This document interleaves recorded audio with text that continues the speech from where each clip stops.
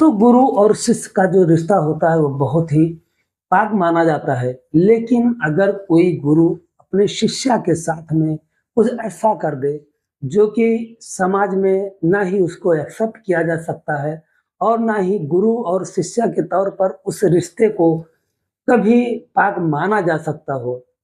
दोस्तों ऐसी ही कहानी है जो कि बहराइच जिले की है।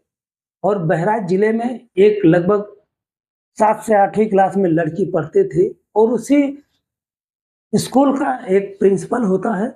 प्रिंसिपल जो होता है उस लड़की को बहला-फुसला कर अपने बस में कर लेता है और धीरे-धीरे उसके साथ में वो सब कुछ करता है जो कि नहीं करना चाहिए था।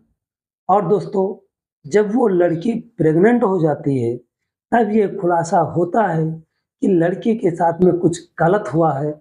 और उसके बाद दोस्तों लड़की के घर वाले जो कदम उठाते हैं आप सोचकर हैरान रह जाएंगे, सुनकर हैरान रह जाएंगे। दोस्तों क्या होता है उस टीचर के साथ में, आइए पूरी कहानी जानते हैं। लेकिन कहानी में आगे बढ़ने से पहले बस एक रिक्वेस्ट है आपसे, अगर वीडियो में नए हैं तो वीडियो को लाइक कर दीजिए, चैनल को सब्सक्राइब कर दीजिए ताकि हमारा हौसला बढ़ता रहे। दरअसल दोस्तों ये कहानी 2025 की है।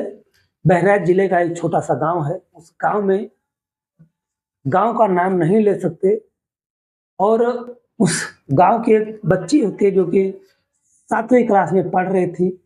और उसी का जो स्कूल का प्रिंसिपल होता है, जो हेड मास्टर होता है, उस बच्ची को बहला फुसला कर अपने बस में कर लेता है।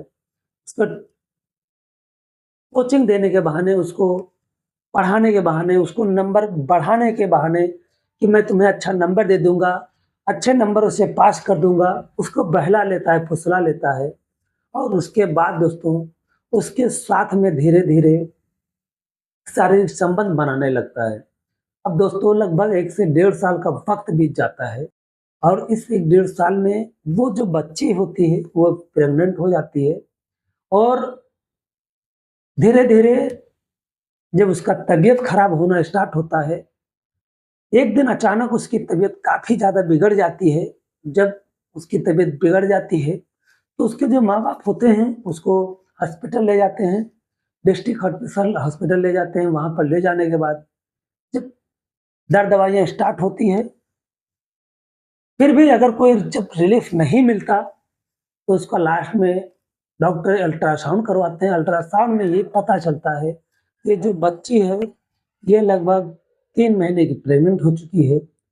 अब बच्ची के ऊपर जब ज़ोर दबाव पड़ता है तब वो कबूल करती है कि हाँ, जो मेरे टीचर हैं, जो मेरे प्रिंसिपल साहब हैं, वो मेरे साथ ऐसा कुछ करते हैं। अब दोस्तों पहले तो घर वाले शकमका गए कि कोई टीचर ऐसे कैसे कर सकता है।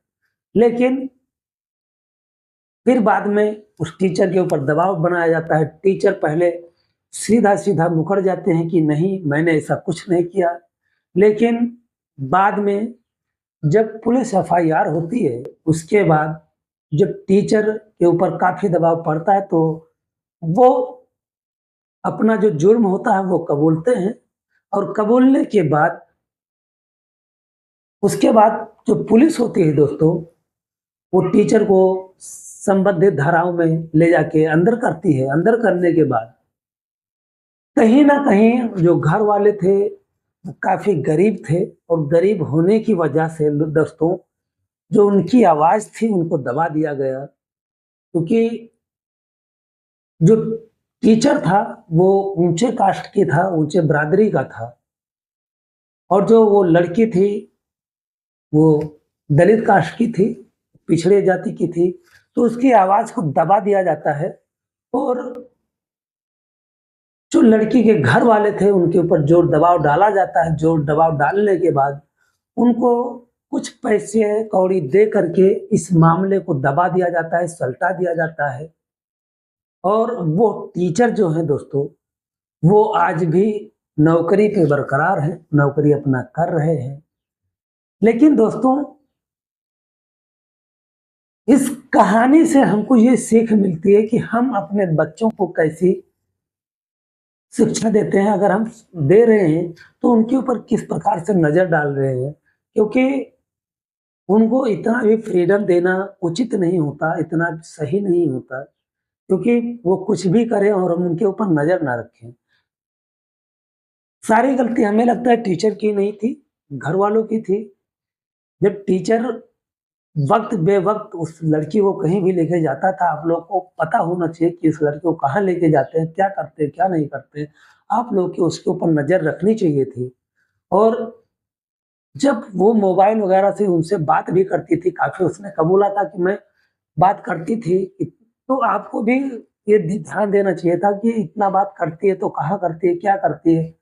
अगर ये टीचर से इतना बात करती है तो आपको ऑब्जेक्शन लेना चाहिए था कि किस वजह से मुझसे इतनी बात करती हो। इतना भी आँखें बंद करके किसी पे भरोसा नहीं करना चाहिए, वो भी आज के डेट में। क्योंकि कभी-कभी क्या होता है कि अपना सगा भी कुछ ऐसा विश्वासघात कर देता है जिसकी हम कल्पना नहीं कर सकते। फिर तो एक टीचर है, वो भी गैर बिरादरी का, गैर कास्ट का, तो इसमें भी कहीं न कहीं घरवालों की भी गलती है और टीचर की तो गलती थी ही, उसे पुलिस को उसके ऊपर एक्शन लेना चाहिए था, उसके ऊपर मुकदमा चलाना चाहिए था, उसे नौकरी से हटवाना चाहिए था, लेकिन कहीं न कहीं पुलिस भी इस मामले को पैसे कौड़ी लेकर के दबा देती है और आज जो टीचर है, वो